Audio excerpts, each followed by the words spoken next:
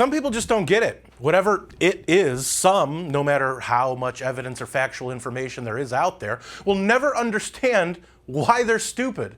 Yeah, I said it. People like activist basketball player LeBron James, the epitome of what is now its own demographic, the low information activists, which happens to be most of them, we need to stop giving a free pass to those like LeBron who put forth stupid ideas, stupid arguments, and stupid apologies. Look at it this way. Think of how stupid the average person is, and then realize half of them are stupider than that.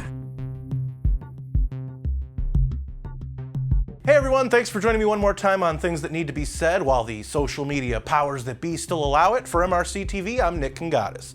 Before I begin, please don't forget to subscribe to our channel on Rumble. Non-corporate content creators are being banished from society left and right, so why not use a platform that at the very least hasn't censored our content yet? Now, on with the show. So if you couldn't tell from what I was saying at the top, stupid people are going to be my targets going forward, as if they weren't already. Now, I'm not saying I'm uber intelligent or some kind of genius. I have my moments just like everyone else. The only difference is that I'm part of the minority that realizes when I'm being stupid, despite growing up in a school system that began telling all of us how special we were no matter what. I don't know how I got out unscathed, but I can't say the same for a lot of my classmates. Anywho, in case you missed it, and I don't mean that in an emotional way, LeBron sent out a tweet on Monday following up his previous and now deleted tweet targeting the Columbus, Ohio police officer who did his job and provided justice for a black woman who was about to be stabbed. If you remember, the deleted tweet showed a picture of the officer with the caption that LeBron typed in all caps, "You're next, #accountability." The tweet from Monday will be presented to you by the media as LeBron giving some kind of mea culpa for the deleted tweet, but it's anything but that, and I'm here to call LeBron out for not only backtracking, but doing so in a way that proves he has no idea what he's talking about, which really should come as no shock to anyone. Quote, I fueled the wrong conversation about Ma'Khia Bryant and I owe her and this movement to change it. Thank you, Vox writer, for educating us about Ma'Khia and her story and why this needs to be about her. #say her name, #Black Lives Matter, unquote. Well, I mean, come on, man. He's using a Vox article as his base for his opinion, which ironically is just as stupid as the opinion he originally formed before knowing anything about the case. So, to play devil's advocate and to show how stupid LeBron really is, let's take a look at what this brave and beautiful Vox writer had to say.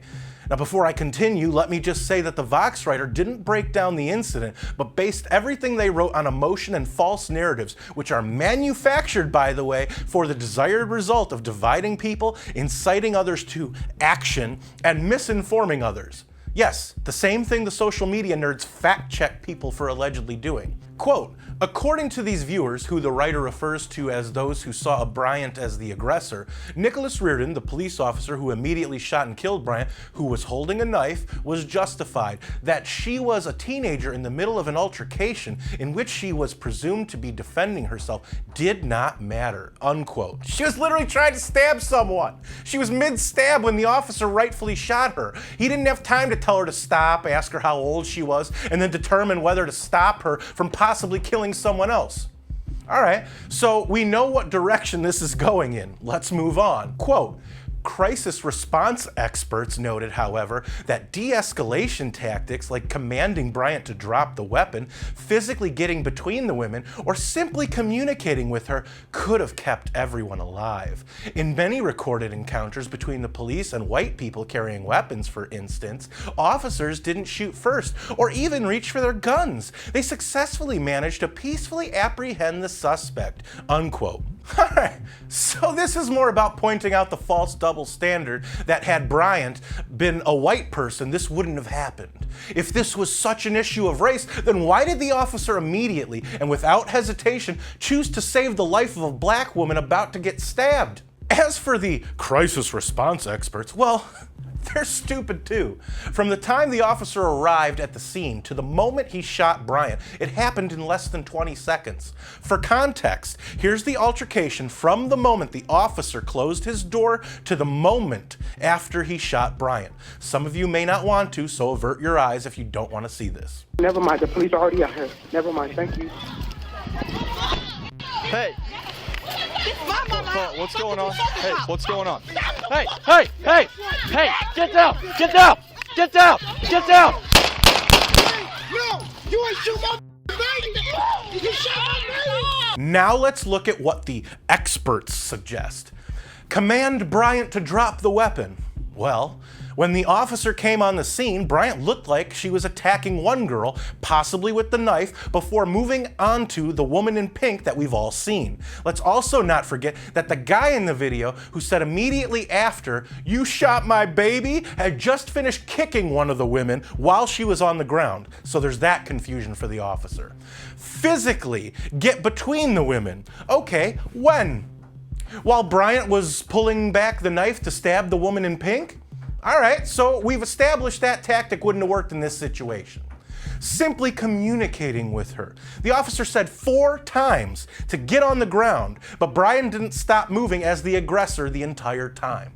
And according to the expert that Vox trotted out, none of that would have worked in this situation, and it wouldn't have kept everyone alive. Now that we got that out of the way, back to LeBron's dumbass. He says, we need to make this about Bryant, which means that LeBron is saying that she was the victim in this case. That's simply not true. Let's say there was no officer there to help save the woman in pink.